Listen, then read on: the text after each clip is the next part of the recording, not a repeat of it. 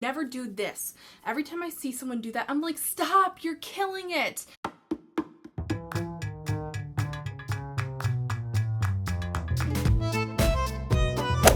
Hey guys and dolls, welcome back. I have just always been obsessed with fragrance. I don't know what it is. I love it. I like it just because it makes me happy, and you don't have to have a reason beyond that. But one of the things I really love about fragrance is its ability to completely transform your mood. In just a spritz, you can go from feeling daring to sexy or flirty, fun, moody, dangerous, all these different, feelings that fragrance can evoke, because scent is the sense most tied to memory and most tied to our emotions. I just adore fragrance. When I worked at Sephora, I was always begging to be put on the fragrance wall so I could help other people shop for fragrance, and so I could also smell the ones I wanted to myself. Even though I was a color artist, I'd be like, can I go work in the fragrance? Speaking of Sephora and fragrance, the new Powell Street flagship Sephora in San Francisco was unveiled this last week, and I got a chance to go there, and they have a lot of really cool things for fragrance. So if you guys want to go ahead and see some of those things, I actually uploaded a little snap video onto my Facebook channel. So basically I took all my Snapchats from a day and then I uploaded onto my Facebook channel. So if you guys want to go ahead and check that out, there will be a description or a link in the description box down below. While I am a huge fragrance nerd and I do have some sort of certain types of fragrances that I like, I'm very eclectic. I like a lot of different styles. So I'm going to be bouncing around today between some little perfume samples that I have where I haven't purchased a full-size bottle. I'll be bouncing back to some of my full-size bottles, because sometimes something's so good you gotta take the plunge and get the big bottle. But for the most part, I really can't commit, so I absolutely love Scentbird, which I'll be sharing some of my favorite perfume samples I've got from Scentbird. Now, if you don't know about this, I'm about to rock your world. So Scentbird is a perfume subscription service. So every month you pay, I believe it's $14.95 if memory serves, and you get one of these great little purse sprays, which has roughly about 30 days worth of perfume if you spray it a couple times a day. These last me like freaking forever because, I like to mix it up. I like to wear something new each day and change my mood. It's a really great way to sort of date a fragrance before you marry it. You're not committing to buying a full bottle. It's only roughly $15 if we give and take a few cents here or there. It's cheaper than buying a roller ball, and for me, here's the thing with roller balls, and I buy them occasionally, but with a roller ball, you're really not getting that maximum effect of the fragrance, because a lot of things smell different when they're rolled on versus being sprayed, because when they're sprayed, they're atomized, so the fragrance spreads differently. Another thing I want to mention is when you do spray fragrance on, never do this. Every time I see someone do that, I'm like, stop, you're killing it. You gotta be gentle with your perfumes. You're basically burning away that top level, because fragrances are meant to have what's called an opening, I believe. And I'm not even going to look this up and try to get it perfect, but there's an opening, a heart, and a dry down. So there's kind of three different phases to the perfume. There's the thing you smell initially, there's the thing you smell about an hour in, and depending on the fragrance's silage and its lasting power, you'll smell that scent the longest, and then you'll smell the dry down, which is sort of the after effect of a fragrance. Some perfumes are one-trick ponies and they're not all that exciting. A lot of celebrity fragrances are like this. Some are very nuanced. Some smell completely different from when you first spritz it on to when you have the dry on. So my point is, with roller balls, I feel like you get less of that overall smell. You're going to smell less of those fragrance notes. I still buy them because sometimes a fragrance is only available in a roller ball. Now with Scentbird, this is my jam. This is what I'm doing when I want to try something, or sometimes there's fragrances where I'm like, yeah, I really like that in the spring, or I really like that in the summer, or I really like that in the fall, but I don't full bottle size love it. So since I have this one in my hand, we're just going to get started with Omnia Crystalline. This is a very grown-up fragrance. For me, this one, it smells like lotus, which is something that I recently discovered I like, because a lot of my favorite fragrances have lotus in them, and it's weird because I never knew what lotus smelled like, but I discovered it's in a lot of the fragrances I like. This one also has a little bit of a woodsy smell to it, but it's sort of a lighter, crisp, woodsy fragrance. It's really, really beautiful. It has a tiny sting of alcohol to it, which I kind of like that in a fragrance. There's a couple of others I'm going to share today that also share that quality. It's just a really great fragrance and one that I adore. Not sure if I would love it for a full-size bottle, so we're dating. We're discovering each other. We're deciding if it's going to be a long-term relationship. But I do think that this is one that might be a long-term relationship type of perfume.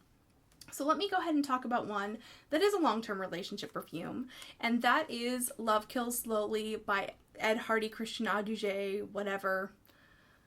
I hate myself for loving this. Because it's so cheesy and it's such like a girly, sweet, sweet perfume, like flower candy.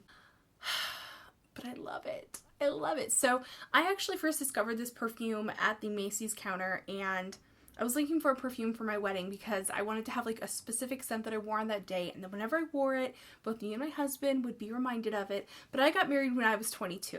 So I did not have a sophisticated, sexy wedding fragrance. I had something that smells like fruity candy. Dolce & Gabbana Light Blue. This is a perfume, this is just a little mini bottle, but I also have the purse spray. I have, I've never actually bought a full-size bottle, which is weird. I have the purse spray. I always have it on me. I have it in the lotion. I have the little, the little mini bottle. I love this perfume, and it's one of those ones you either love it or hate it. It's very alcohol smell, almost like a one fragrance or one note fragrance. It's not very complex. It smells a little bit like crisp white florals and very crisp dry grapefruit. It smells so good. So good, my man. I love this. It's one of those ones, again, it has to work with your chemistry or it smells terrible. You can smell this from like a mile away if someone's wearing it, but it also doesn't wear for very long. I feel like you have to reapply, so maybe that's the problem. Like everyone's like reapplying it like crazy. One thing I really like about Light Blue is I use this when I need to focus. So for instance, I wear it a lot when I'm filming because I need to focus on what I'm doing and like hyper focus in on what I'm doing. And for some reason, this is almost like a studying perfume for me. So what I'll do is I'll wear this while I'm filming, and then when I go to edit, I'll wear it again, because when you, and this is something that's really good for studying, by the way, when you're studying the material, wear a certain perfume, and then when you go to take a test, wear that same perfume and you will remember more. The next fragrance I want to share with you is another Scentbird one. This is one that'll kind of segue into the one after it. This is another Dolce & Gabbana fragrance and another One Trick Pony. This is Dolce & Gabbana L'impertrice. They launched this whole line of like all these fragrances that are supposed to be unisex, and it was like the moon, or la lune, or l'impertrice, or the empress. This to me smells straight up like watermelon and peaches and a little bit of kiwi. It is so fruity and so girly and so pink and so not long lasting. You gotta spray this thing like on the hour, every hour in order to be able to smell it. But it smells so good. It's very distinct. It's very like light la la la kind of fragrance, and I love wearing it in the summertime.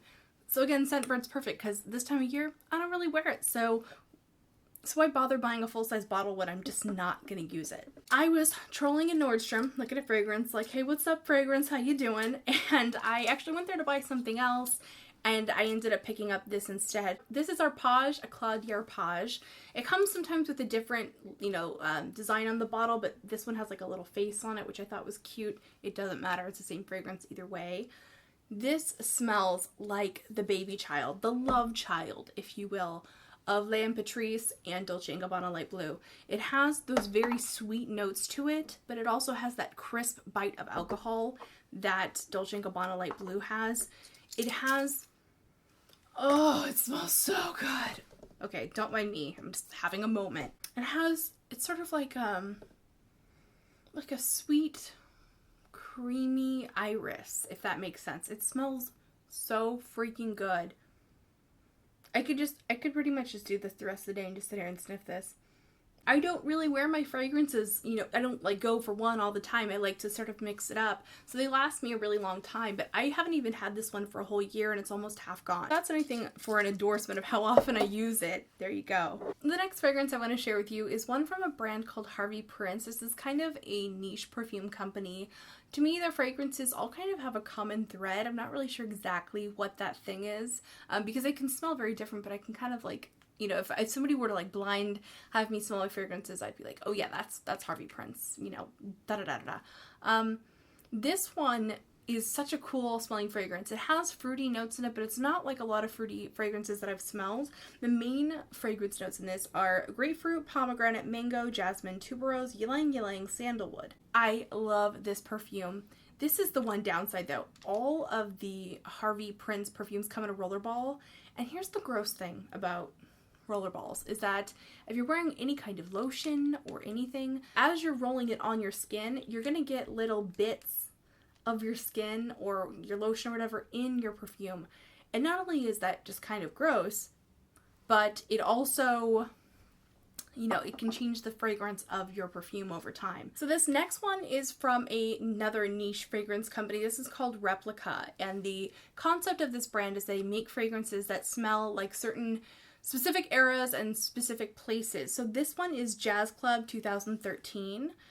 This one to me, should I spray it? Oh, I'm really gonna be like covered in, oh, it smells so good. Okay, so the first thing I smell is like the smell of like an orange peel. Like, as you know, when you're peeling the orange and the oil sort of gets emitted from it, that's what I smell. And then it starts to smell heady and thick and kind of like leather, and then like a little bit like smoke. It is so sexy. Oh my god, and like a little tiny bit sweet. So this one to me is definitely a unisex fragrance. I could see men wearing this one for sure. It's one of my all-time favorites. I definitely wear this when I want to feel sexy. I love this. I love this. I love this. It's very expensive to buy the full-size bottle, so I sort of guard this little tiny guy with my life. And sometimes when I go to Sephora, I'm like, can I get a sample of this? Because I can't bring myself to buy the full-size bottle. But it, again, along with Omnia Crystalline, I feel like these ones might be long-term relationship perfumes because I genuinely wear them often. So it might be worth it to go ahead and make the investment. Another one that I really like from Replica is Beach Walk, which smells a lot like old-fashioned sunscreen, which is kind of weird. Like, a lot of people wouldn't be into that smell, but it definitely reminds me of my grandmother and going to the lake with her as a little girl and putting on suntan lotion and all that. So it has a great memory for me. The next one that I want to talk about is something just completely switching gears, something that I really, really like. I'll go ahead and talk about these two, one right after the other. The first is Narciso Rodriguez for Her. A fragrance that I have a full-size bottle of because there was no other option. So this is the most expensive fragrance I've ever bought. I don't know if I'll ever do something like this again, but I had to have this. This is Tom Ford Lavender Palm. He did like a capsule collection of, I forget what they were called. Doesn't say on the bottom of, why am I even bothering to look? I smelled this fragrance, I don't really actually remember where I smelled this. I honestly can't remember where I first smelled this, but I do know that I bought this at a cosmetic company outlet. So when I purchased this, it was already discontinued, which is such a bummer. Seriously, can we talk about what a bummer it is when something so amazing comes out and it's immediately gone? So this is the 1.7 ounce bottle. It's the largest bottle that I could afford because they had some larger bottles, but this was $169. And I say that with a wince because it was painful to spend that much on a perfume. However, I've never smelled anything like this. And again, it's one of my favorite focus perfumes. So I love my Dolce & Gabbana Light Blue, but I gotta mix it up. I can't wear the same thing all the time. In terms of the notes of it, I went ahead and sprayed it on my shoulder. This one is very aromatic, a little watery, a little woodsy, a little lavendery, and a little citrus, which sounds like a lot of other fragrances that are out there, but I assure you, almost nothing smells like this. There's one from Jo Malone. I can't remember. I think it might be the Earl Grey fragrance that smells almost the same, almost, but that one has almost like a bug spray type note in it that I can't hang with.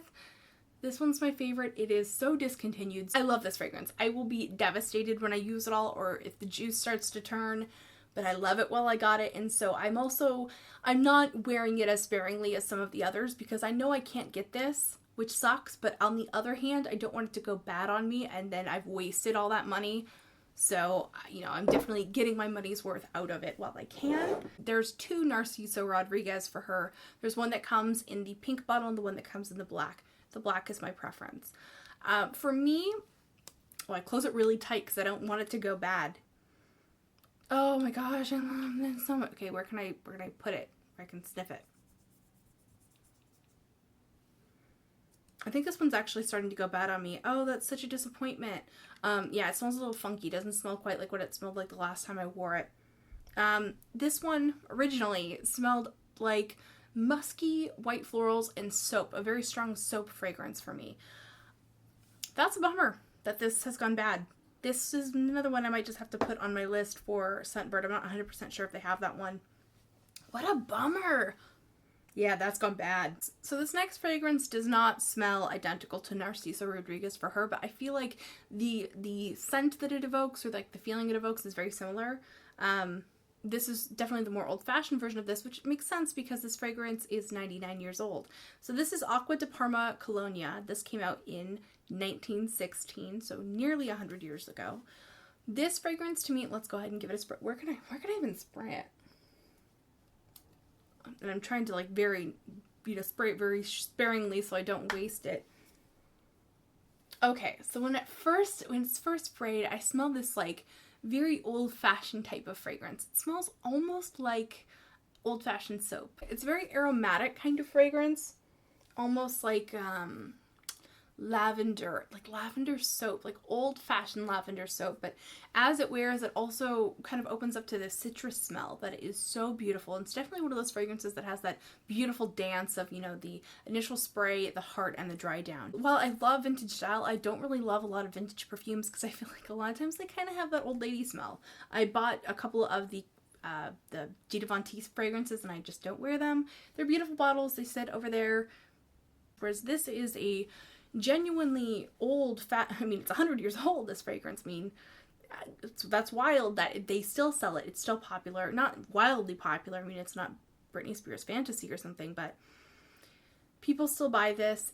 To me, it smells refined. It smells like something from another time or another place, but not out of place. Does that make sense? I don't know. I don't think I'm describing this properly, and I don't think it's a fragrance that most people will like. I don't think this is something that I would be like, hey, go out and buy this, you'll love it. Because I don't think everyone will like this. It's definitely for someone who likes their olfactory senses to be tickled in different ways. Definitely, and I think you guys can kind of get the sense that my fragrance tastes are pretty eclectic.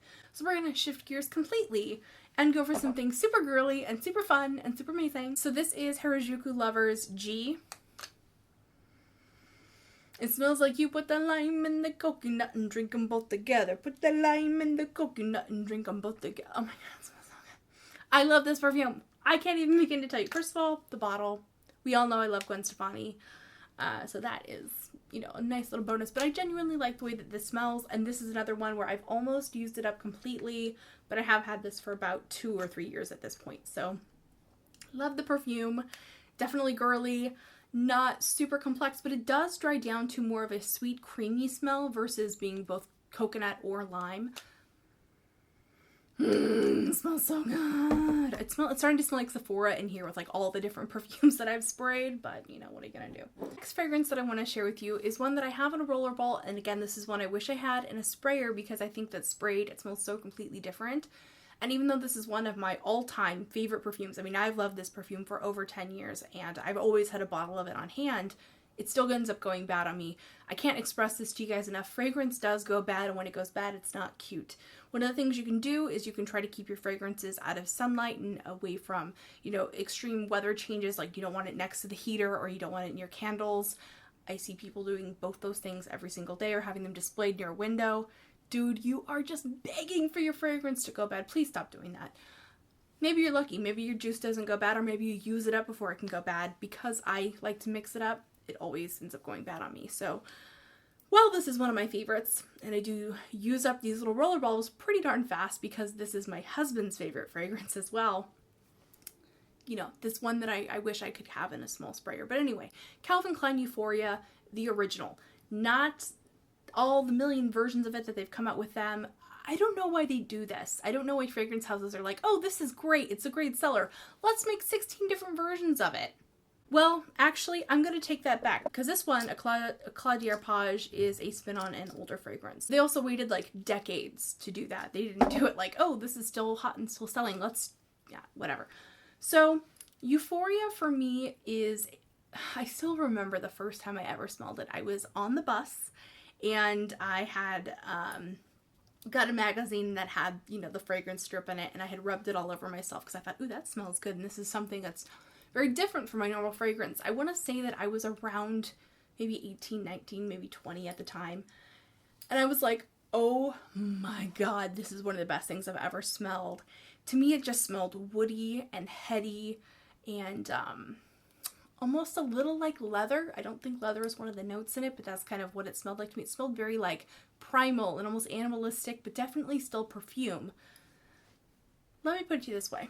Every single time I wear this, some man, not necessarily my husband, but men will be like, oh my god, you smell good. What is that? Although maybe it just mixes with my chemistry in such a way, or maybe I just feel awesome and so dudes are like, what's up with that chick? You know, because definitely confidence is the sexiest thing. My next favorite fragrance is from MAC. This is Turquoise. And back in the day, back in the Wednesday, as Dane Cook would say, MAC used to have a ton of fragrances. They had like a gold one, they had a pink one, I think they had a black one, and they had Turquoise.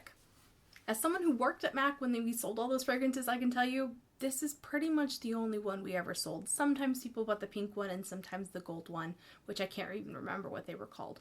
But this was the #1 bestseller, so MAC completely discontinued their entire fragrance line, and this is the only one they kept. And it has a totally new bottle, but it smells identical. So Turquoise has been a fragrance I have loved for a long time. Again, this is one of my old G long-term relationship fragrances.